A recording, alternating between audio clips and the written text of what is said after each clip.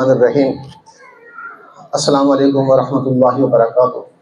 سب سے پہلے تو اللہ تبارک و تعالیٰ کا شکر کہ اس ذات نے ہمیں یہاں پہ اکٹھا کیا اور قرآن پاک سمجھنے کی اور سننے کی توفیق عطا فرمائی۔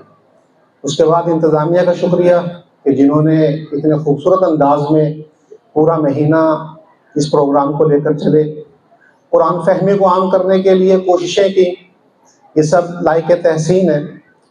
اور حضرت علی رضی اللہ تعالیٰ عنہ جس طرح حضرت عمر فاروق کو دعا کیا کرتے تھے کہ اللہ ان کی قبر کو نور سے بھر دے، کروڑوں رحمتیں نازل فرمائے، کہ جنہوں نے مساجد کو قرآن پاک کی تلاوت سے اور رمضان کے مہینے میں قرآن پاک کو جو ہے وہ پڑھنے کی جو ہے وہ رمضان میں سلسلہ شروع کیا عمر فاروق نے تراویح میں، تو حضرت علی ان کو دعا دیا کرتے تھے۔ تو ہم بھی بانی تنظیم ڈاکٹر اسرار احمد رحمۃ اللہ علیہ کے لیے دعا کرتے ہیں کہ اللہ ان کی قبر کو بھی نور سے بھر دے، کہ انہوں نے ترجمۃ القرآن کا یہ سلسلہ شروع کیا۔